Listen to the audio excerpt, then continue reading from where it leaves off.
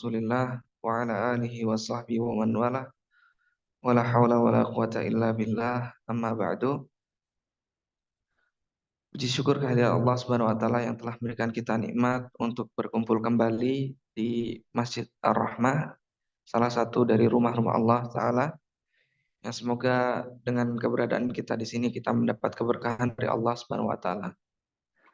Salawat serta salam semoga tetap tercurahkan kepada baginda Rasulullah sallallahu alaihi wasallam serta keluarganya, para sahabatnya, kemudian para tabi'in, tabi'ut tabi'in, serta orang-orang yang mengikuti beliau hingga akhir zaman. Alhamdulillah, para ikhwas sekalian, kita diberikan kesempatan untuk bertemu kembali dalam kelas syariah dari Muslim Course yang bekerja sama dengan Takmir Ar-Rahmah untuk mengadakan kegiatan belajar ya, kelas syariah.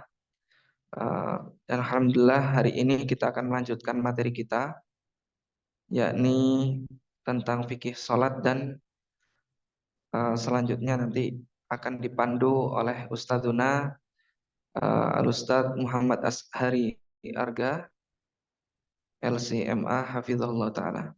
Alhamdulillah beliau telah hadir di tengah-tengah kita ya, dan insya Allah akan memandu 1,5 jam ke depan ya bersama antum.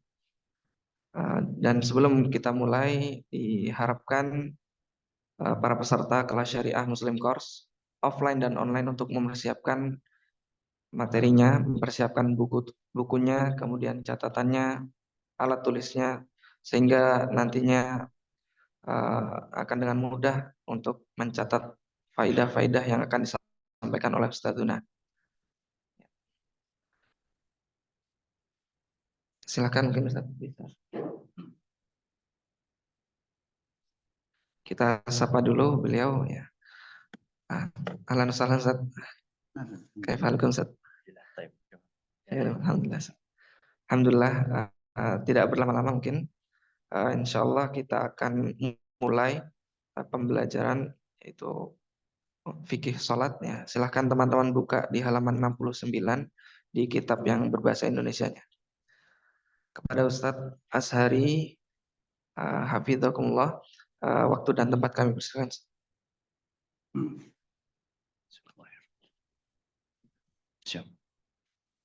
Bismillahirrahmanirrahim. Alhamdulillahi rabbil alamin wa bihi nasta'inu ala umuri dunya waddin. Wassalatu wassalamu ala asyrafil anbiya'i wal mursalin nabiyina Muhammadin wa ala alihi wa sahbihi wat tabi'in wa atba'it tabi'in wa man tabi'ahum bi ihsanin ila yaumiddin, amma ba'du. Kaum muslimin yang dirahmati Allah Azza wa Jalla, pertama-tama marilah kami mengajak para ikhwan dan akhwat sekalian untuk memperbarui niat kita. Marilah kita niatkan semata-mata kita duduk di majelis yang berbarokah ini, yaitu dalam rangka semoga Allah mudahkan langkah kita menuju surga. Kata para ulama, menuntut ilmu agama, belajar ilmu agama adalah salah satu jalan termudah menuju surga. Sebagaimana sabda Nabi Shallallahu Alaihi Wasallam, "Man salaka tariqan yaltamisu fihi ilman, sahhalallah." Barang siapa yang menuntut suatu jalan, barang siapa yang menempuh suatu jalan dalam rangka menuntut ilmu agama, sahhalallah, Allah akan mudahkan jalan menuju surga. Ini menunjukkan barang siapa di antara kita yang merasa sholatnya mungkin masih kurang, puasa sunnahnya masih kurang, sedekahnya merasa masih kurang, maka salah satu cara yang mudah untuk menuju surga adalah melalui jalan belajar ilmu agama.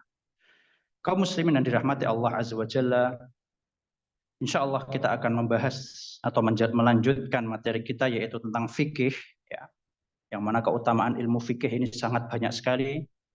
Di antaranya dijelaskan oleh sebagian ulama, mereka ada yang mengatakan apabila kalian ingin mencari suatu tempat tinggal, maka carilah tempat tinggal yang di situ ada dokter dan ahli fikihnya.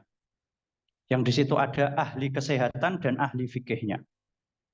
Adapun dokter atau ahli kesehatan, maka dia akan mengoreksi tubuhmu. Dia akan mengoreksi kesehatan fisikmu. Ya, ada yang salah nggak nih badannya? Ya. Adapun ahli fikih, maka dia akan mengoreksi tata cara ibadahmu. Ya, sudah benar belum toharohnya? Sudah benar belum cara sholatnya? Ya, jangan-jangan kita selama ini masih melakukan hal-hal yang kalau nggak merusak minimal mengurangi pahala sholat kita. Ya, selama ini aku udah sholat tapi kok masih tetap maksiat ya?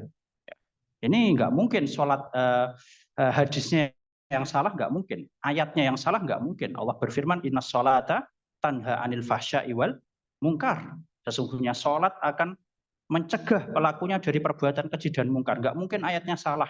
Ya.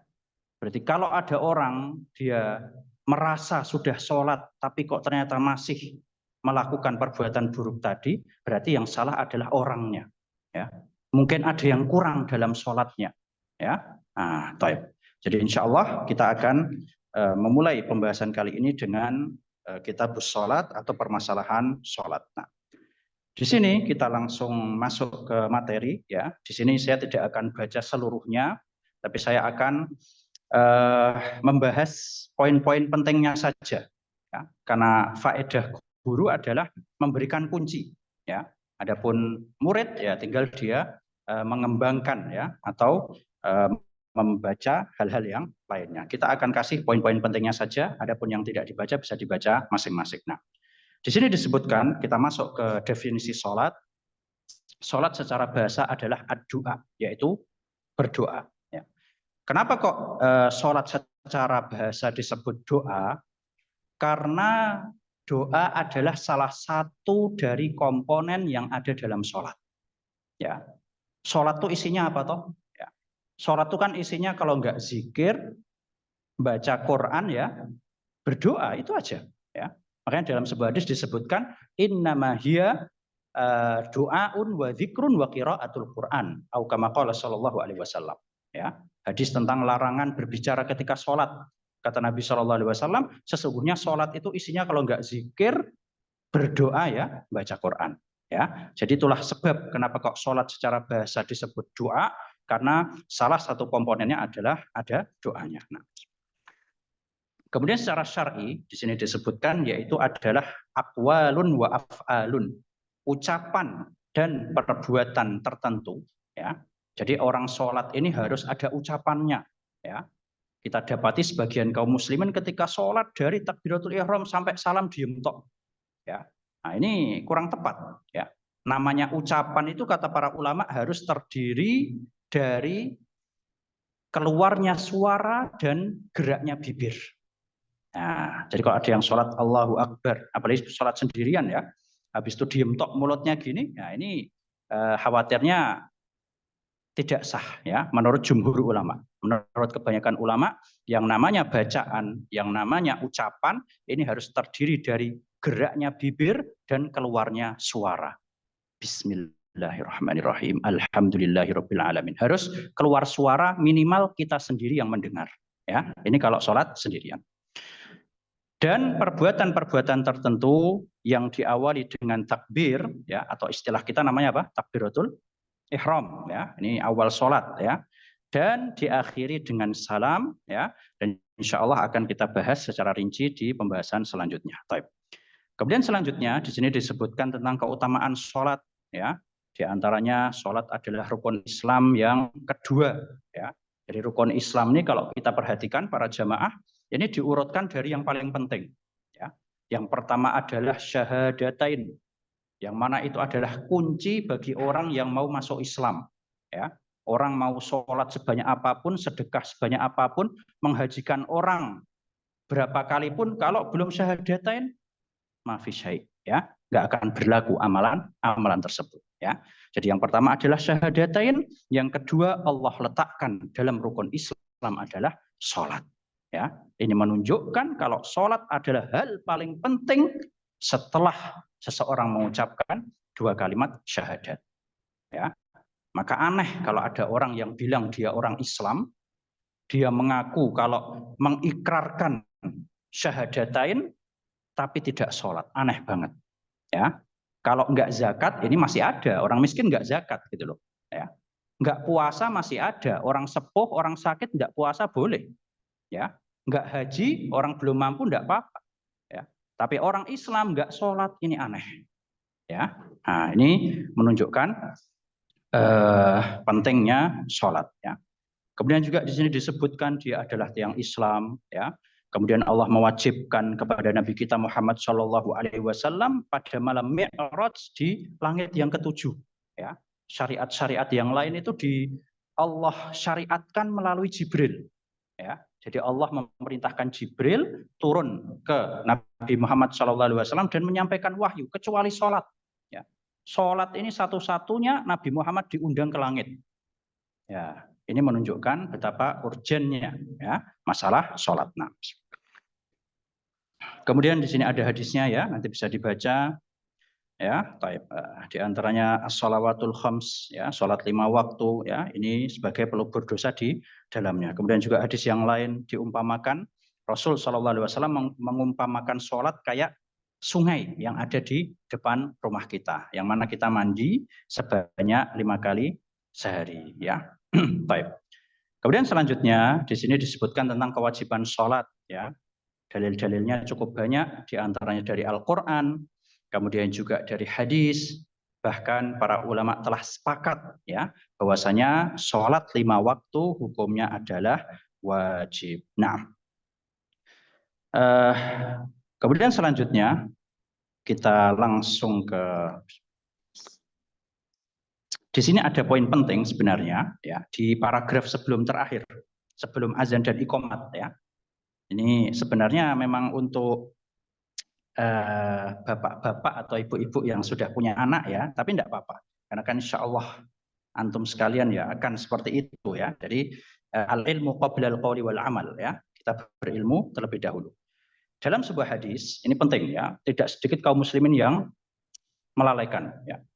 Dalam sebuah hadis Rasul Shallallahu Alaihi Wasallam pernah bersabda, muru abna'akum bis sholati li sab'in. Perintahkanlah anakmu untuk melakukan sholat ketika mereka berumur berapa? 7 tahun. Ya, tidak ada hadisnya di sini ya. Ini tak sampaikan karena di sini disebut untuk anak-anak mereka diperintahkan untuk sholat ya. Tak bacakan hadisnya. Salah seorang Ustadz ya, yang bernama Ustadz Abdullah Zain Hafidhahullah, insya Allah sebagian kita kenal. Beliau pernah memberikan sebuah faedah yang sangat bagus sekali. Beliau pernah mengatakan salah satu fenomena kenapa kok di zaman sekarang itu tidak sedikit para pemuda atau para anak-anak yang sudah beranjak dewasa, ketika disuruh orang tuanya sholatnya agak susah. Ya, ini kenapa kok bisa gitu? Maka beliau meneliti atau beliau beropini bisa jadi ini adalah salah satu sebabnya adalah karena kita kurang maksimal mengamalkan hadis tadi. Ya. Rasul Shallallahu Alaihi Wasallam mengatakan perintahkanlah anakmu untuk sholat sejak umur 7 tahun. Para jamaah dirahmati Allah, meskipun kita mungkin sebagian kita belum jadi bapak ya, amanah buat kita. Ya, kewajiban kita ketika anak kita sudah 7 tahun itu hanya memerintahkan, bukan memaksa. Ya, ini sebagian orang tua kadang kita dapati terlalu meremehkan. Ya, wah biarinlah masih kecil, kan belum wajib. Ya. Wah kasihan, kalau dibangunin sholat subuh nanti khawatir sholat sekolahnya ngantuk. Ya, udah biarin biar tidur dulu, nanti sholat duhur saja. Nah ini gimana? Nabi memerintahkan kita untuk kita memerintahkan anak kita sholat sejak umur 7 tahun. Kewajiban kita memerintah. Ya, nah ayo bangun sholat subuh. Urusan dia sholat atau tidak itu urusan kedua. Ya, yang penting kewajiban kita sudah gugur. Ya, kewajiban kita sebagai orang tua sudah mengamalkan sabda Nabi, perintahkanlah. Ya, terserah dia mau tidur lagi, mau nggak sholat itu urusan nanti. Ya, yang penting kita sudah mengamalkan. Bangunkan untuk sholat subuh. Perintahkan dia untuk sholat duhur, sholat asar, maghrib, isya. Ya. Nah, itu kewajiban kita sudah gugur ketika kita sudah memerintahkan. Nah, ini bisa jadi sebabnya karena itu. Ya, sekarang dihitung aja sehari 5 kali. Berarti kita punya kewajiban sehari 5 kali. Ya, berarti sebulan ya udah dikalikan aja 30, gitu ya. Dikalikan setahun 365. Nah, kira-kira kita sebagai orang tua setahun sudah pernah memerintahkan sebanyak itu atau belum? Ya, kan gitu. Ya. Nah, jadi marilah ya bagi kita yang sudah punya anak ataupun yang belum, marilah kita amalkan sabda Nabi SAW ini. Ya, kalau kita sudah mengamalkan kewajiban ini, insya Allah ini adalah salah satu sebab anak kita ketika sudah dewasa, insya Allah tanpa disuruh pun juga sudah sholat. Biidznillah ta'ala. Nah, dan poin kedua ini juga penting ya. Sebagian teman-teman mungkin pengurus masjid atau nanti akan punya anak. Kalau kita perhatikan dari hadis tadi, itu Rasul Shallallahu Alaihi Wasallam itu nyuruh kita sebagai orang tua memerintahkan anak kita sholat atau memerintahkan ngajak ke masjid? Sholat, kan gitu ya. Ya, perintahkanlah anak kalian untuk sholat, bukan perintahkanlah anak kalian ke masjid. Ya. Sebenarnya tidak masalah, ya, tidak apa-apa anak kecil itu ke masjid nggak masalah. Ya. Cuman kalau memang mereka tidak mengganggu para jamaah, ya. Nah, kita dapati sekarang sebagian orang tua dalam rangka pengen ngajari anaknya sholat, ya, anak-anaknya yang masih kecil. Makanya Nabi kok memerintahkan pas umur 7 tahun itu kenapa? Karena 7 tahun ini biasanya adalah waktu tamyiz. Ya, waktu anak tuh sudah tahu, oh ini nggak bagus, oh ini benar. Ya, oh aku kalau ke masjid itu harusnya tenang. Ya. Nah, maka ini harus diperhatikan oleh para orang tua. Kalau memang anak kita tidak mengganggu para jamaah, ya minimal nggak ganggu wis, ya tolah-tolah masih tidak apa-apa.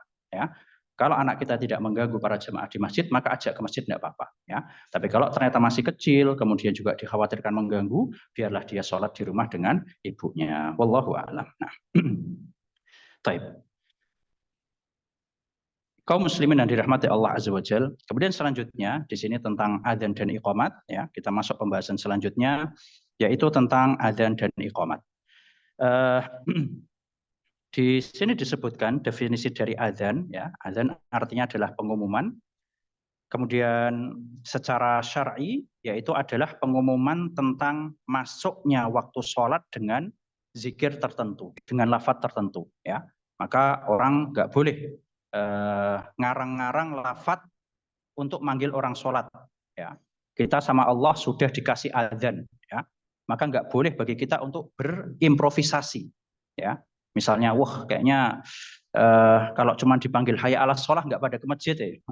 Diganti akhirnya ya, mungkin dikasih apalah musik atau apalah, nauzubillah zalik. Ya, nah, pokoknya gimana biar orang datang ke masjid. Nah, ini nggak boleh ya, karena Allah sudah mensyariatkan satu-satunya cara mengumumkan masuknya waktu sholat adalah dengan azan. Nah, kemudian iqamah, ya, iqamah di sini secara syariat yaitu adalah pengumuman tentang didirikannya sholat dengan zikir tertentu. Ya, jadi kalau azan itu menunjukkan masuknya waktu sholat, kalau iqamat adalah apa? Tanda sholat akan didirikan. Ya, nah, makanya azan ini usahakan tepat waktu, ya. Nah, kadang mungkin sebagian kita ngadakan apalah acara atau event-event apa gitu ya. Azan usahakan tepat waktu. Karena ini untuk ngasih tahu orang-orang di sekitar kita, ya. Jadi jangan sampai karena ada alasan, lagi ada acara, azannya mundur ya, jangan. Ya. Iqamat fadl, mau mundur enggak apa-apa. Ya, tapi azan maka ini hendaknya adalah tepat waktu karena urusannya adalah dengan masuknya waktu sholat. Ya, adapun iqamah terserah Anda. Mau di awal, mau di tengah, mau di akhir, itu adalah tanda sholat didirikan. Nggak ada urusannya sama orang-orang di sekitar kita. Ya, kalau azan ini memang harus di tepat waktu. Nah, kemudian selanjutnya di sini disebutkan hukum azan dan iqamah. Ya, hukumnya adalah disyariatkan dan fardu kifayah. Ya, jadi apa maksud dari fardu kifayah? Yaitu kalau sudah ada satu saja yang melakukan, maka gugurlah dosa orang-orang yang tinggal di daerah tersebut. Ya, jadi minimal kita harus ada satu dari kita yang azan maupun iqamah. Nah, kemudian selanjutnya syarat sah azan dan iqamah kita baca secara ringkas. Yang pertama adalah harus muslim, ya. kemudian dia harus berakal, kemudian yang ketiga harus laki-laki, ya, tidak boleh azan perempuan kecuali di tengah-tengah komunitas mereka sendiri. Ya, misal kayak di sekolah khusus perempuan atau pondok pesantren khusus perempuan. Nah, ini hukumnya boleh. Ya, ini bedanya. Jadi kalau laki-laki fardu kifayah, kalau perempuan hukumnya boleh. Ya, nggak azan pun juga nggak apa-apa. Nah, baik.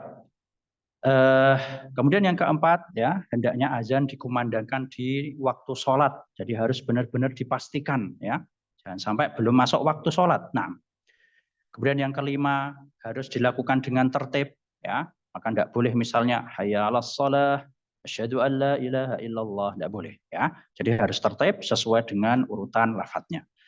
Kemudian yang terakhir, yang keenam adalah adzan dan iqamah dilantunkan dengan bahasa Arab, ya. Maka nggak boleh misalnya ada orang, ya, waduh ini kalau dipakai lafadz hayya 'alas shalah pada nggak paham nih, kita ganti aja, ayo marilah kita sholat misalnya, nggak boleh, ya, harus dengan bahasa Arab. Nah, kemudian selanjutnya sifat-sifat yang dianjurkan bagi muadzin, ya, ini apa namanya buat pengurus masjid, ya, ketika mau milih muadzin. Yang pertama dia adalah orang yang saleh, ya, kemudian terpercaya, kemudian yang kedua berakal, dewasa, ya. Anak kecil apa hukumnya? Hukum anak sering ya kita dapati, ya. Apa hukumnya azan anak kecil? Boleh nggak? Gimana menurut antum? Boleh nggak? Anak kecil sering toh di kampung, anak-anak kecil azan. Ya, gimana tuh hukumnya kira-kira? Boleh enggak itu? Boleh kalau diwakilkan oleh orang dewasa. Ya, jadi dia bukan masuk masjid langsung azan gitu, tapi diminta, ya, ayo le azan, nah, disuruh sama orang dewasa, ya, nah, ini boleh karena dia sebagai wakil dari orang yang dewasa. Nah, kemudian yang selanjutnya mengetahui waktu-waktu sholat, ya, sekarang alhamdulillah sudah ada takwim atau jam digital. Ini merupakan salah satu nikmat dari Allah Azza wa Jalla sehingga kita tidak terlalu kerepotan dalam menentukan waktu sholat. Kemudian yang keempat bersuara lantang, ya, karena azan ini untuk memperdengarkan, ya, dan sekarang alhamdulillah sudah ada mikrofon, ya, ini adalah nikmat dari Allah Azza wa Jalla. Kemudian yang kelima, ya, suci dari hadas. Yang keenam dalam keadaan berdiri dan menghadap kiblat, dan yang ketujuh meletakkan dua jarinya ketika mengucapkan hayya 'alatain, hayya 'alas shalah dan hayya 'alal falah, dan di sini disebutkan yang terakhir mengumandangkan azan dengan perlahan dan mempercepat dalam iqamah. Allahu a'lam. Kemudian tata cara azan dan iqamah, insyaallah kita semua sudah hafal, ya. Insyaallah antum semua sudah berhak untuk menjadi muadzin insyaallah. Kemudian selanjutnya yang terakhir ini penting, ya. Yang terakhir penting, bagian kelima, apa yang harus atau apa yang hendaknya diucapkan bagi orang yang mendengar azan dan doa apa yang disyariatkan setelahnya. Dalam sebuah hadis Nabi SAW bersabda, "Idza sami'tumun nidaa faqulu mithla ma yaqulul muadzin." Apabila kalian mendengar azan, nida, panggilan, ya, maka ucapkanlah seperti lafadz yang diucapkan oleh muadzin. Ya, jadi kalau kita dengar Allahu Akbar, ucapkan Allahu Akbar, ya. Kemudian asyhadu an la ilaha illallah, sama, ya.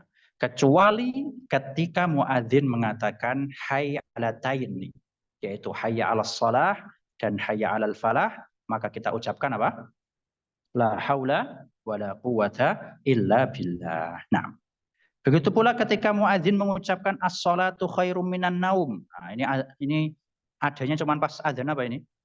Subuh, ya. Ini menunjukkan cobaannya paling berat itu azan subuh, ekstra. Sampai sama syariat ditambahi satu lafadznya, as-shalatu khairum minan naum.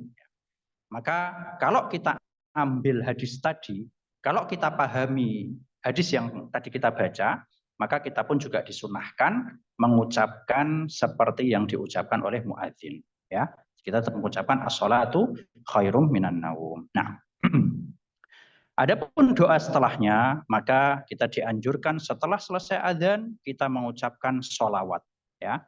Ini mencakup yang azan maupun yang mendengar, ya. Jadi yang azan, setelah azan disunahkan sholawat, begitu pula yang mendengar, ya. Setelah bersolawat, Allahumma sholli ala Muhammad sampai akhir, solawat Ibrahimiyah, maka kita dianjurkan untuk membaca doa, Allahumma rabba hadhihi da'wati tammah, wassalatil qa'imah, ati Muhammadanil wasilata wal fadilah, wab'athhu maqaman mahmudan alladhi wa'attah. Ya. Apa inti dari doa ini?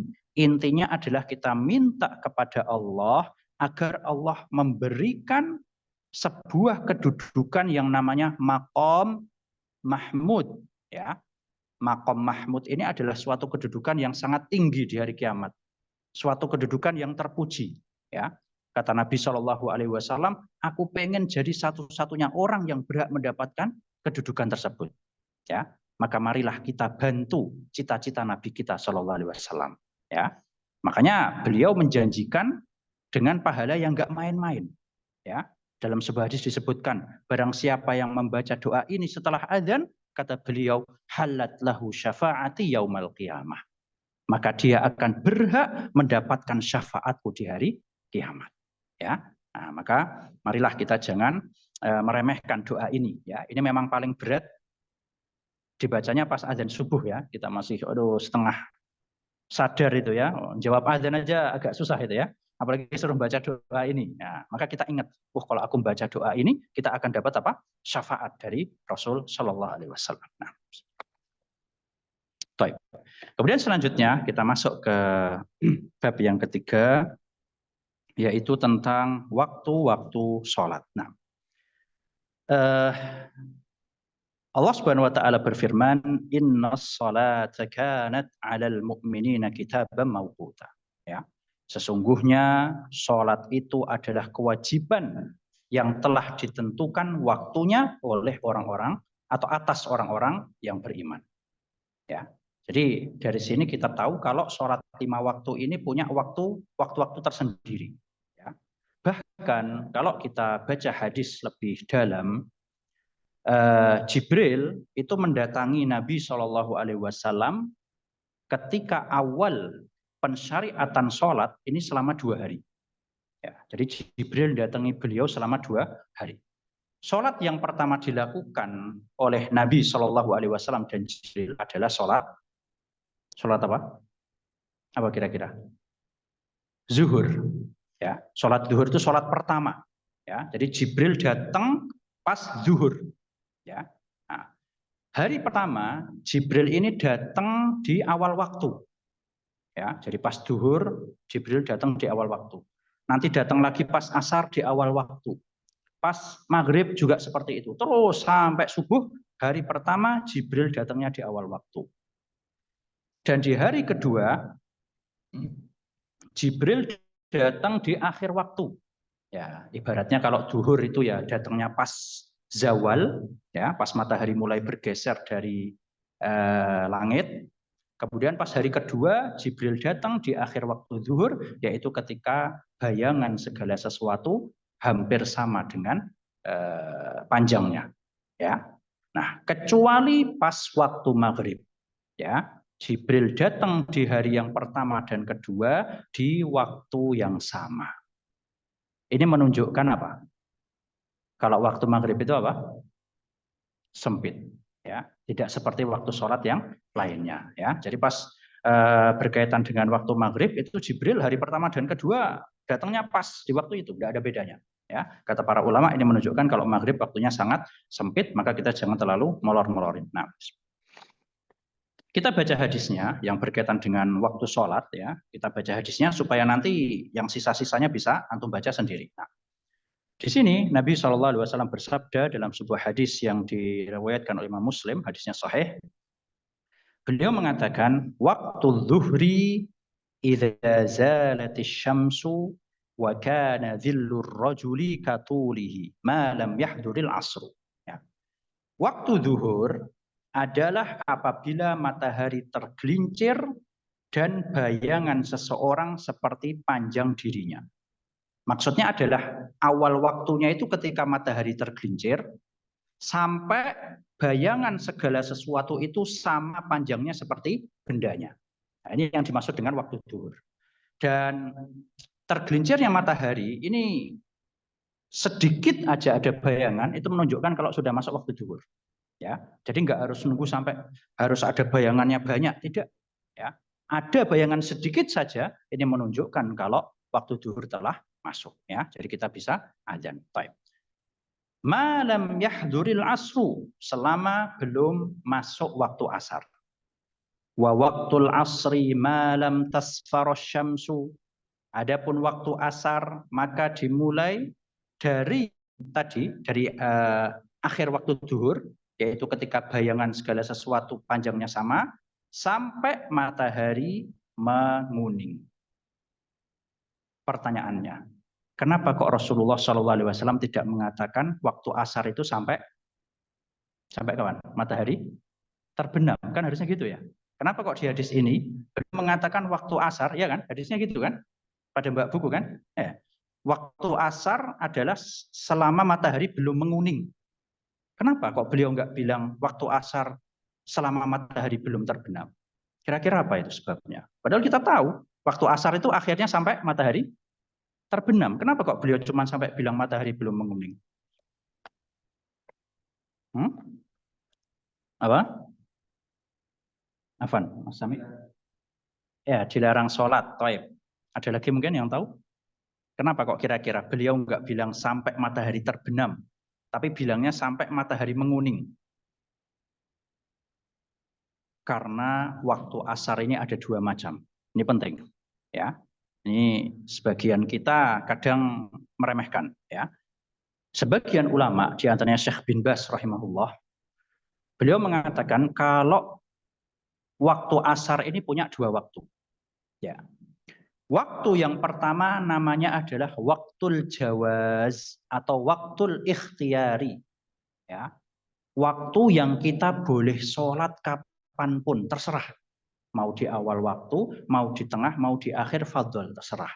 Ya, ini namanya waktul ikhtiyari. Ikhtiyari itu artinya terserah, boleh milih.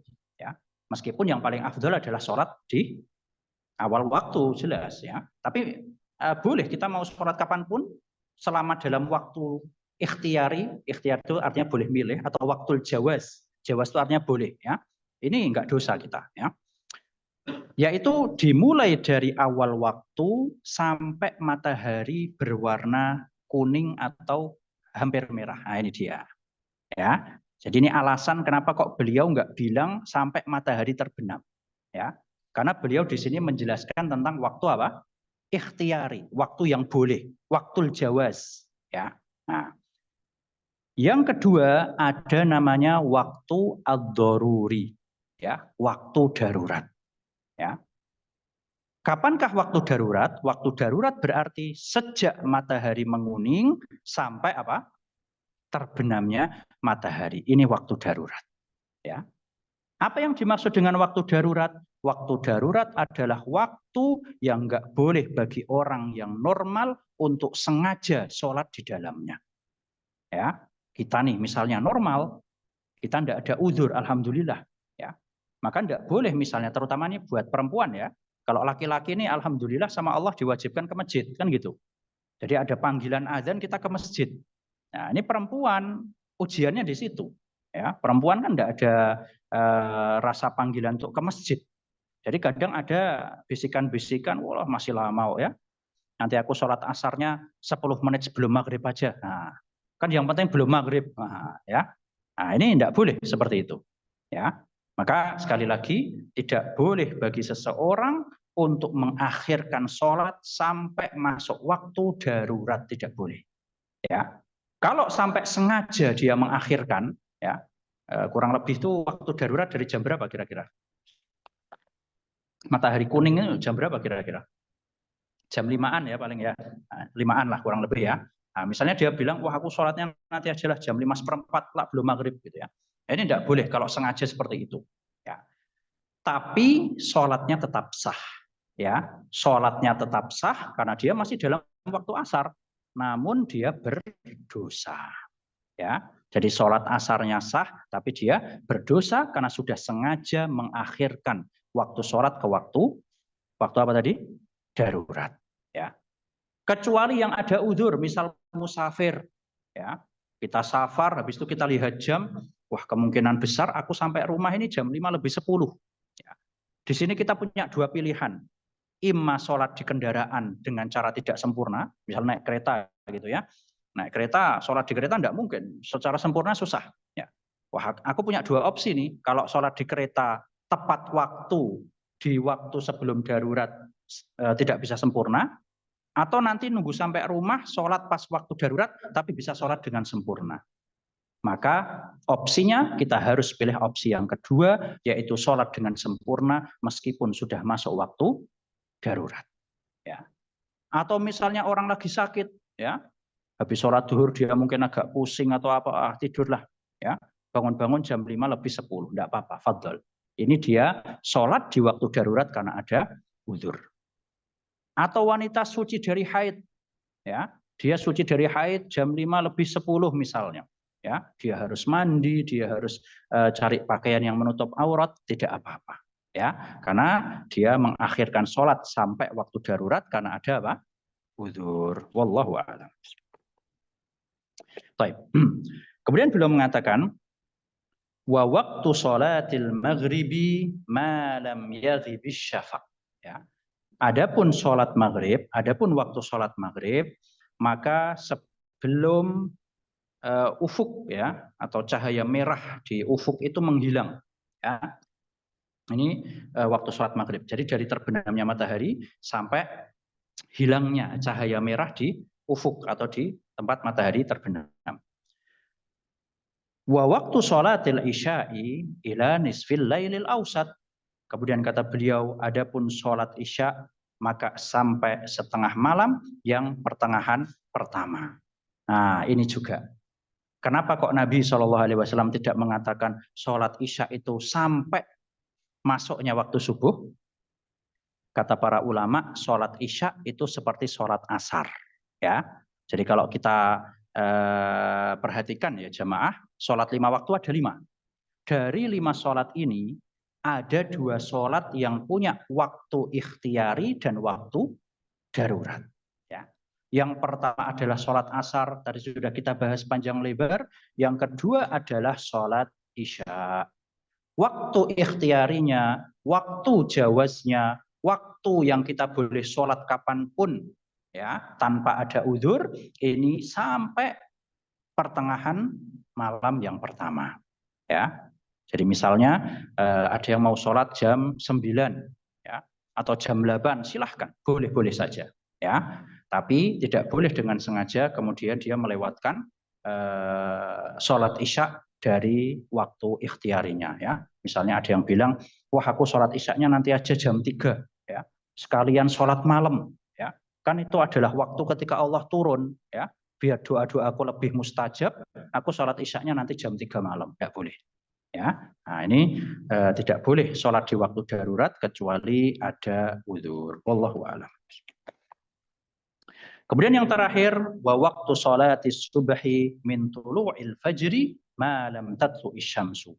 Dan sholat subuh yaitu dimulai dari terbitnya fajar selama matahari belum terbit. Wallahu a'lam. Nah ini tentang rinciannya ya, bisa dibaca sendiri insya Allah. Dan sedikit faedah, kaum muslimin dirahmati Allah Azza wa Jalla, dari 5 waktu sholat wajib ini, atau dari 5 sholat wajib ini, manakah kira-kira yang paling afdol? Mana kira-kira menurut antum? Dari 5 sholat wajib, yang paling afdol yang mana kira-kira?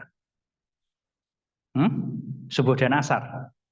Yang paling, ya subuh asar. Tapi mana? Antara subuh sama asar mana yang paling afdol? Sholat asar. Ini paling afdol. Ya. Apa dalilnya? Dalilnya Allah berfirman dalam surat Al-Baqarah. Di sini ada kayaknya ya. Ketika waktu sholat asar. Al-Baqarah 238. Allah berfirman, hafidhu 'alas salawati was salatil wusta. Jagalah ya, salat kalian dan salat wusta. Ya. Apa yang dimaksud dengan salat wusta di sini? Ya, sebelumnya ya. Salat wusta ini termasuk jenis dari salat-salat yang pertama atau tidak? Kan Allah berfirman nih, jagalah sholat-sholat kalian dan sholat wusta. Pertanyaannya, sholat wusta itu termasuk masuk ke dalam kalimat sholat-sholat atau tidak? Masuk. Kenapa kok disendirikan sama Allah? Menunjukkan paling afdol dari yang lainnya. Ya. Jadi kalau Allah menyendirikan sesuatu, padahal sebelumnya sudah termasuk, ya, sebelumnya sudah kesebut gitu loh. Ya. Ini menunjukkan yang Allah sendirikan ini yang paling top, yang paling afdol. Ya. Contoh yang lainnya apa? Dalam surat Al-Qadar, Allah pernah berfirman, tanazzalul malaikatu warruhu fiha. Ya. Di malam Lailatul Qadar, seluruh para malaikat akan turun ke dunia. Warruh dan juga Ruhul Kudus. Siapa Ruhul Kudus? Jibril. Pertanyaannya, Jibril termasuk malaikat tidak? Termasuk. Tapi kenapa sama Allah disendirikan? Karena Jibril adalah malaikat yang paling mulia. Ya, sama di sini juga. Kenapa kok sholat wusta disendirikan? Kata para ulama, karena sholat wusta ini adalah sholat yang paling afdol dari seluruh sholat wajib yang lainnya. Pertanyaan selanjutnya, apakah yang dimaksud dengan sholat wusta? Apa jawabannya? Sholat asar. Ya, di sana ada beberapa penafsiran, tapi wallahu alam, pendapat jumhur ulama, pendapat yang lebih tepat insya Allah, yang dimaksud dengan sholatul wusta adalah sholatul asar. Ya, dalam sebuah hadis disebutkan Rasulullah Shallallahu Alaihi Wasallam pas perang Khandaq ini pernah tersibukkan oleh musuh. Ya, kemudian beliau mendoakan keburukan bagi para musuh dan mengatakan karena mereka telah menyibukkan kami dari sholatul wusta, yaitu sholatul asar.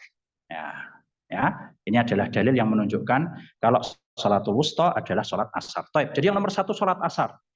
Yang kedua, mana yang lebih afdol? Mana yang tingkatan kedua paling afdol? Sholat subuh. Ya, dalam sebuah hadis Rasul Shallallahu Alaihi Wasallam bersabda, ini bukan berarti terus, berarti kita sholat asar tok, bukan ya. Tapi maksudnya kita harus perhatian dengan semuanya, wabil khusus terutama asar. Ya, kemudian subuh dan yang lain sebagainya. Ya, jadi yang nomor dua subuh. Ya, dalam sebuah hadis Nabi Shallallahu Alaihi Wasallam pernah bersabda, man shollal bardaini dakhalal jannah. Barang siapa yang sholat di dua waktu yang sejuk, ya, kata para ulama, dua waktu yang sejuk ini adalah apa? Subuh dan asar. Ya, subuh karena matahari belum terbit, asar karena matahari sudah mulai mau terbenam, ya, jadi tidak terlalu panas. Nah, dakhalal jannah, maka orang ini akan masuk surga. Ya. Kenapa kok dikhususkan dua sholat ini? Kenapa kira-kira para jemaah? Kenapa kok Nabi sampai ngasih keistimewaan khusus untuk dua sholat ini? Kenapa kok nggak sholat maghrib aja gitu loh? Yang jamaahnya paling banyak kan itu ya. Sholat maghrib kan paling ramai ya masjidnya ya. Nah, ini kenapa kok subuh dan asar? Nah, jamaahnya paling dikit karena seperti itu ya. Ya, karena itu adalah waktu di mana orang banyak lalai. Ya, subuh kita masih tidur, asar kita masih, ya kalau nggak masih tidur masih kerja kan gitu. Ya, rumahnya di Sidoarjo, waduh ini kalau nggak pulang sekarang macet ini di Gedangan kan gitu ya. Setelah sholat asarnya nanti aja di Sidoarjo kan gitu ya. Nah ini diuji kita sama Allah ya. Nah makanya yang nomor dua yang paling afdol adalah subuh. Yang ketiga apa? Yang ketiga itu di sana ada khilaf di kalangan ulama antara kalau tidak zuhur ya, afan, saya salah. Yang ketiga isya, afan. Yang ketiga isya, ya. Yang ada khilaf itu yang keempat dan kelima antara zuhur dengan maghrib, ya. Yang ketiga adalah isya. Dalam sebuah hadis Rasul Shallallahu Alaihi Wasallam bersabda, asqalus salati 'alal munafiqina salatul fajri wa salatul isya. Ya. Sholat terberat bagi orang munafik adalah sholat subuh dan sholat isya. Walau ya'lamuna ma fihima la'atauhuma walau habwan. Kata beliau, seandainya mereka mengetahui pahala yang ada pada dua sholat itu, niscaya mereka akan mendatanginya meskipun dengan apa? Merangkak. Ini menunjukkan apa? Orang munafik itu aslinya sholat. Ya. Orang munafik itu kalau ditanya sholat subuh sama sholat isya, enggak sholat. Tapi mereka malas ke masjid. Ya, makanya beliau mengatakan apa? Seandainya mereka tahu pahalanya, niscaya mereka akan datang dengan merangkak. Namanya datang itu kemana? Ke masjid. Ya, jadi bukan mereka nggak sholat, ya, tapi karena malesnya mereka, akhirnya tidak mau ke masjid pas sholat isya dan sholat subuh. Kemudian yang keempat kelima tadi sudah kita sebutkan.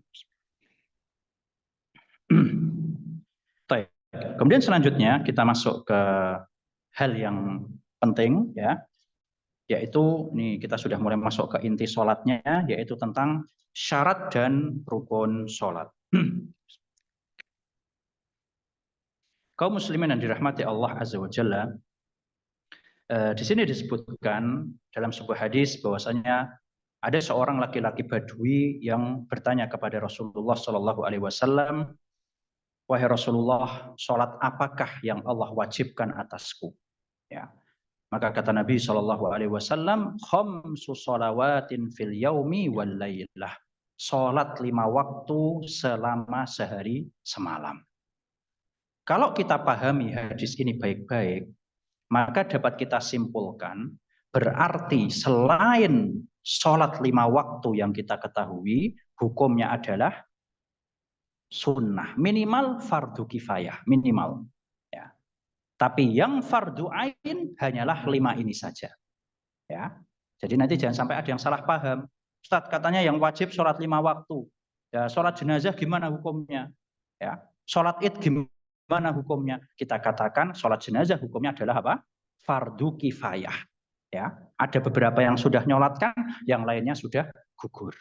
Ya. Tapi yang hukumnya fardu ain, yang nggak bisa digantikan oleh orang lain, hanyalah 5 sholat ini saja. Seperti itu. Nah. Kemudian selanjutnya, siapakah yang wajib sholat? Ya, di sini disebutkan yang pertama adalah seorang muslim, ya, kemudian baligh dan berakal, ya. Dan sudah kita sebutkan. Nah, ini hadisnya nih, hadis yang akhir itu ya. Perintahkanlah anak-anak kalian untuk sholat saat berumur 7 tahun dan pukullah mereka ketika meninggalkannya saat berumur 10 tahun, ya. Pukulan di sini maksudnya adalah pukulan dalam rangka mendidik, ya. Pukulan yang tidak memberikan luka atau cacat, ya.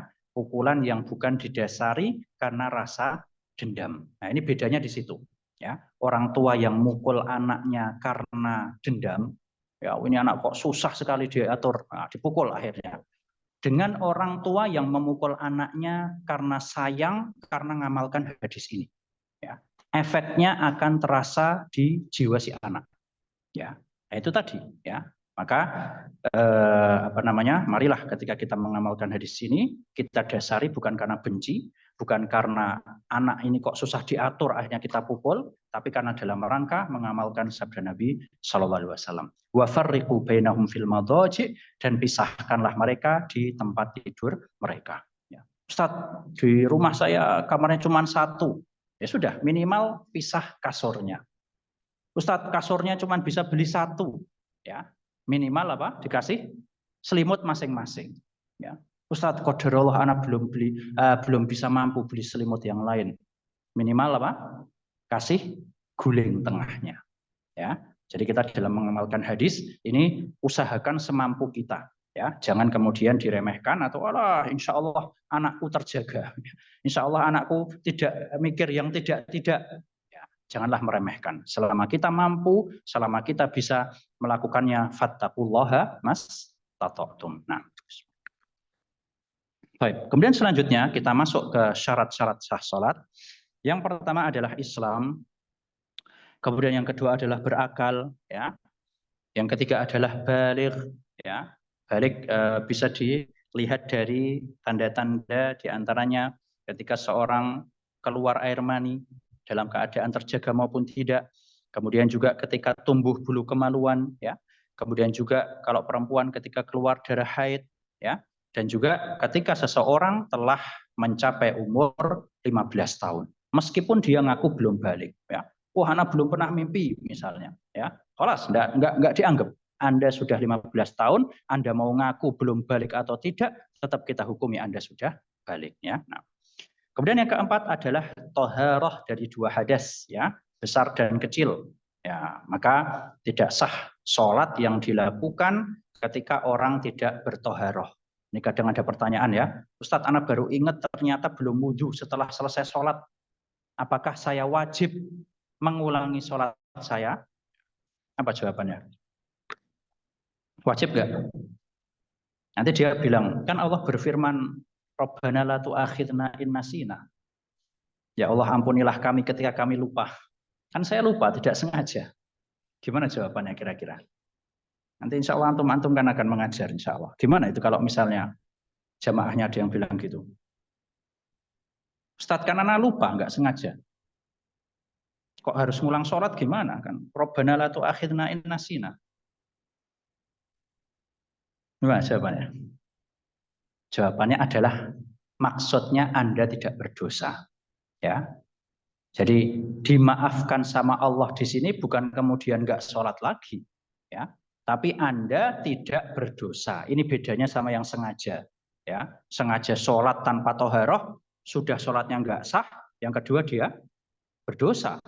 Ya, tapi kalau yang lupa tidak toharoh, yang pertama sholatnya tidak sah, tapi yang kedua dia apa? Tidak berdosa. Itu yang dimaksud dengan Rabbana la tu'akhidna in nasina. Jadi tetap wajib bagi Anda untuk mengulangi sholatnya.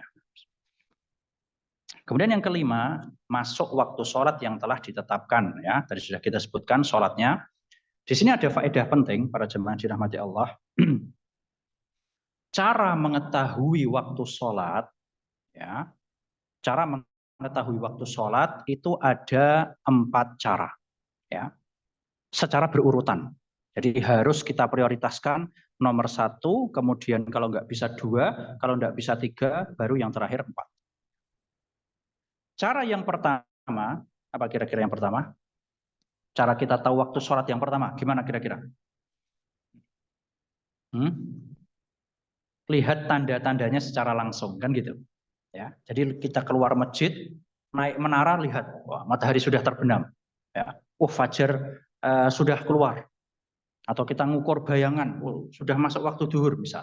Ini cara yang pertama. Ya. Tapi di zaman sekarang, cara yang pertama ini bukan hal yang mudah. Ya, di mana di sekeliling kita sudah banyak bangunan yang tinggi, ya, kemudian juga banyak asap, polusi. Wah, susah untuk lihat cara-cara berdasarkan kasat mata. Ya.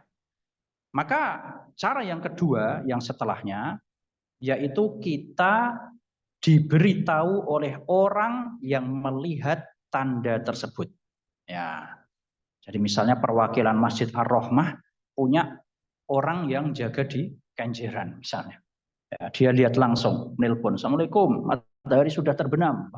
Ya, terus ini azan, Allahu Akbar, Allahu Akbar. Ya. Nah, cara yang kedua pun juga apa? Nyusahin orang kan gitu ya, nyuruh-nyuruh kan seperti itu. Ya, jadi agak kurang relevan. Cara yang ketiga yaitu dengan hisab. Ya, dengan hisab dihitung. Ya, jadi ini perbedaannya sholat dengan puasa maupun haji. Ya, kalau sholat itu patokannya adalah apa? Matahari. Ya, makanya Allah berfirman dalam surat Al-Isra, aqimis sholata liduluki asyams. Ya, tegakkanlah sholat ketika matahari mulai tergelincir, sholat duhur. Ya, jadi sholat ini patokannya matahari. Dan matahari ini nggak mungkin telat. Ya, matahari itu sama Allah sudah diatur, dia muternya sudah konsis. Ya, jadi nggak mungkin namanya matahari telat atau kecepatan itu nggak mungkin. Ya, makanya boleh pakai hisab untuk masalah sholat. Ya, kalau bulan Rabiul Awal hari pertama itu maju 1 menit. Ya, hari kedua otomatis maju lagi, hari ketiga maju lagi. Nanti bulan mundur 1 menit terus, itu sudah konsis seperti itu memang. Ya, berbeda dengan puasa, berbeda dengan haji, yang mana patokannya adalah apa? Al-ahillah, hilal. Ya, yang namanya bulan ini kadang tidak konsisten. Ya, kadang telat, ya, kadang kita dapati jam 10 bulannya masih ada, kan seperti itu. Ya, nah, maka patokannya atau cara melihatnya harus pakai ru'yah, tidak boleh pakai hisab.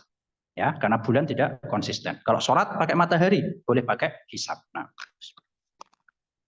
cara yang terakhir, yang keempat Apa nih kira-kira yang terakhir? Dikasih tahu oleh orang yang pintar hisab.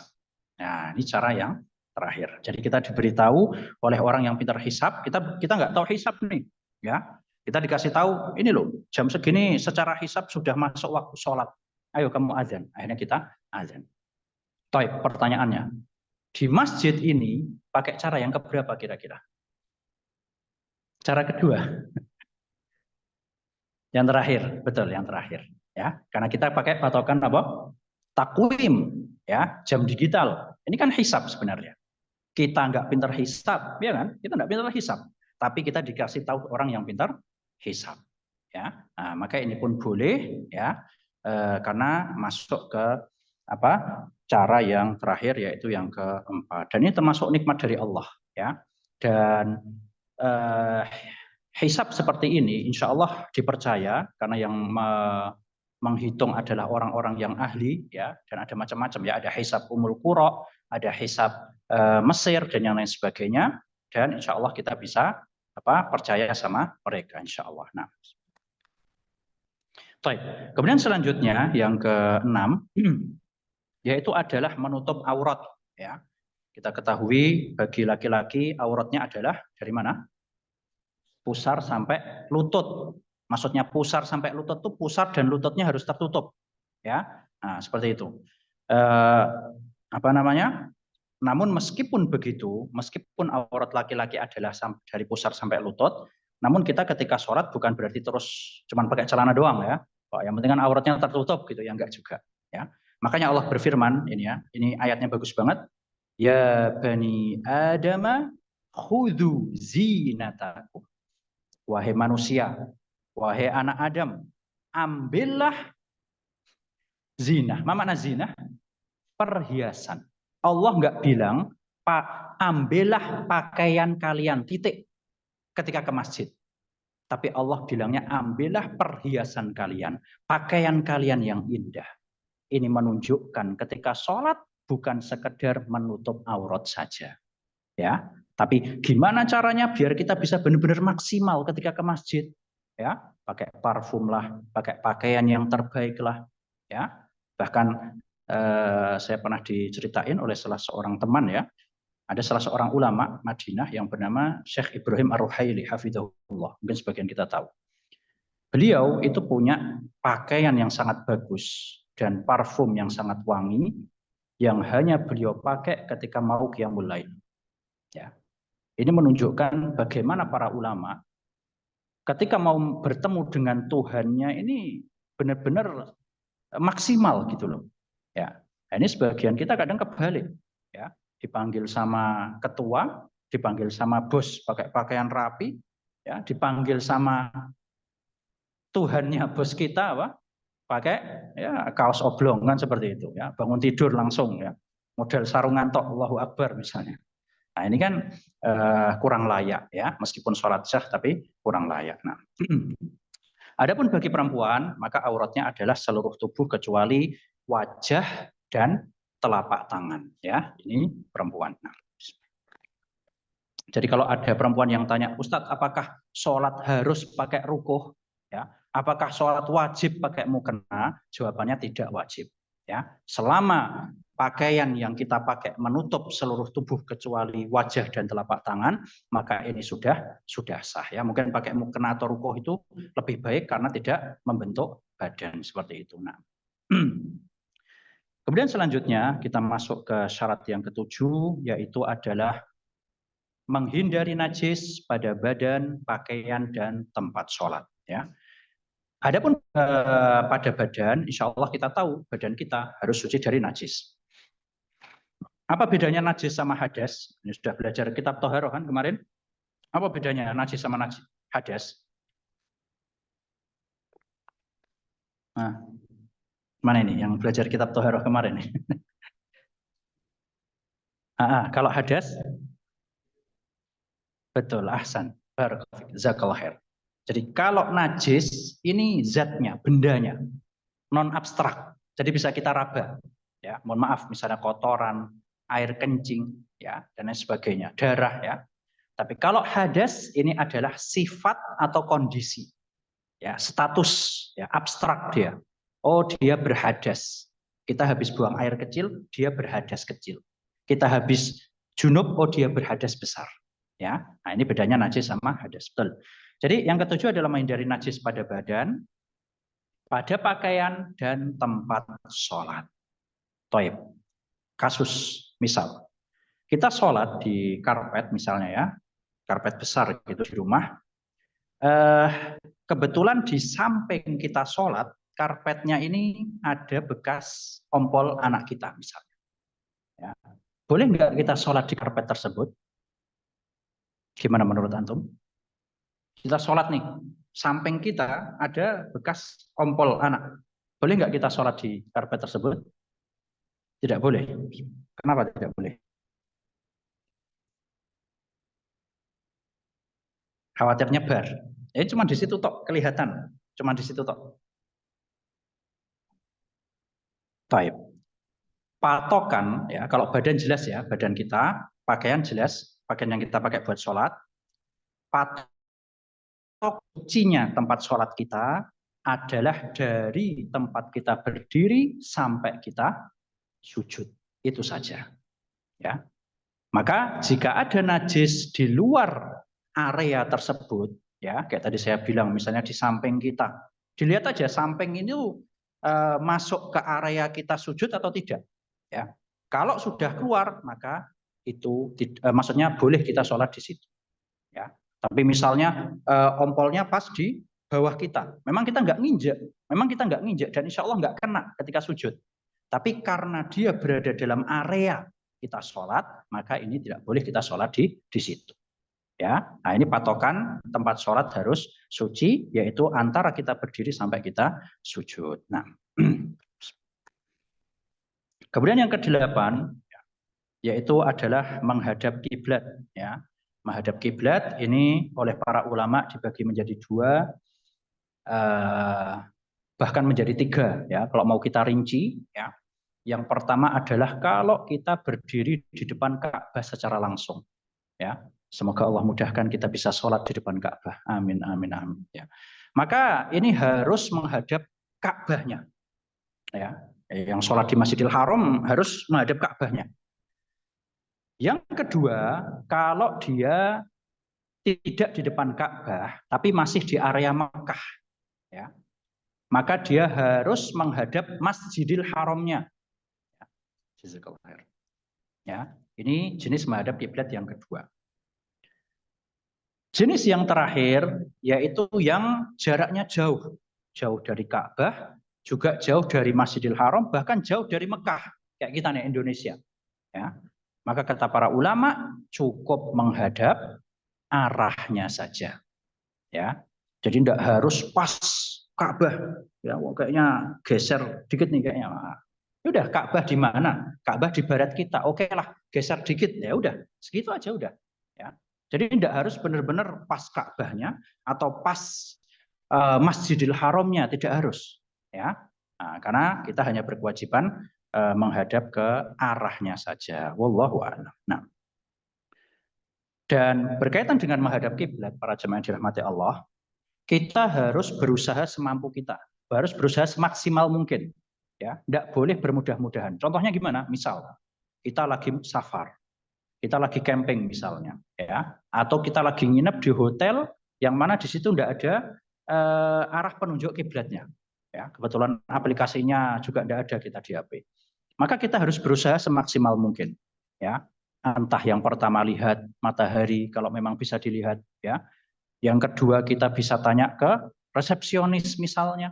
Ya, maka tidak boleh asal-asalan. Wah, kayaknya sih kiblatnya ke arah sana nih kayaknya. Padahal kita belum berusaha, tidak boleh.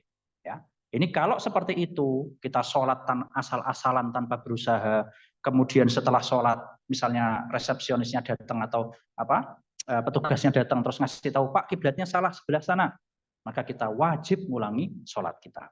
Ya, tapi kalau kita sudah berusaha, entah lihat aplikasi lah atau tanya ke petugas, ternyata qadarullah salah kiblat, maka kita tidak wajib mengulangi sholat kita. Ya, jadi harus apa? Berusaha terlebih dahulu. Jangan asal-asalan, oh, kayaknya kiblatnya sebelah sini nih. Ya, seperti itu. Nah, kemudian yang terakhir, yang ke-9, mungkin disisakan 10 menit buat pertanyaan Ustaz ya. Insya Allah sampai syarat-syarat sholat. Yang terakhir, syarat yang terakhir adalah niat. Nah, ini penting banget nih, syarat tentang niat. Ya.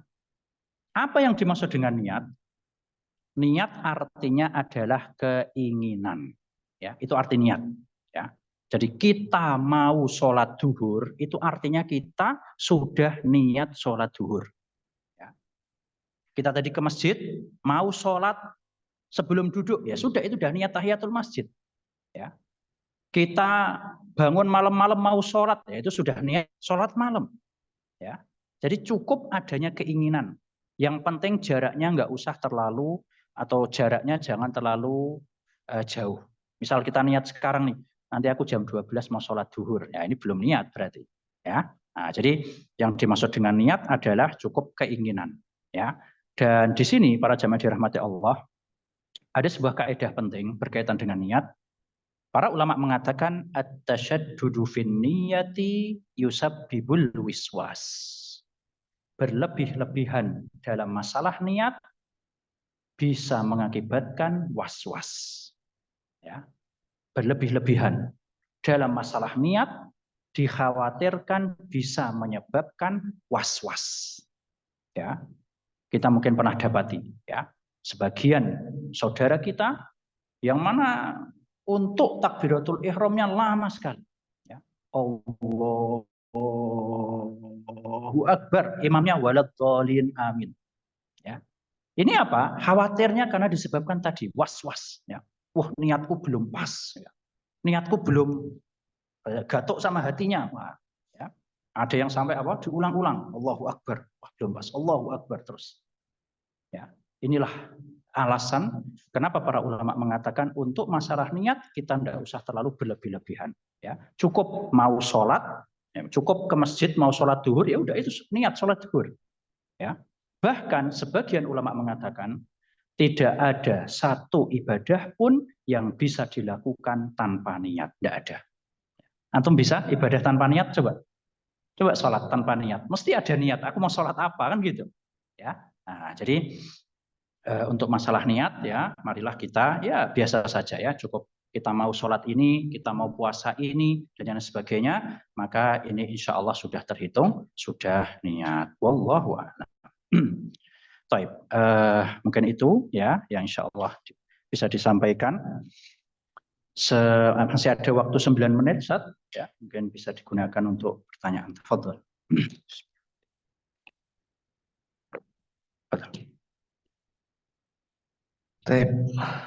Alhamdulillah, jazakumullah khairan atas penjelasannya Ustaz di sesi penyampaian materi. Mungkin selanjutnya kami beri kesempatan bagi teman-teman yang hendak bertanya. Dipersilahkan mengirim pertanyaannya di grup.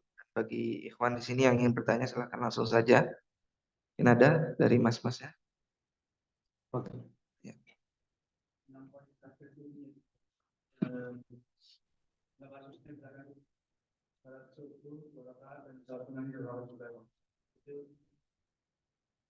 Misalkan kita kasusnya itu telah kita biasanya sholat masih tetapi pas di tengah-tengah kepikiran atau sunnah aja. Oh, itu saat sedang tidak berjamaah ya. Oh, sholat sendirian gitu ya. Oke, baik. Ya, jadi ini masuk dalam kasus mengganti niat, ya, mengganti niat di tengah-tengah ibadah. Baik. Para ulama mengatakan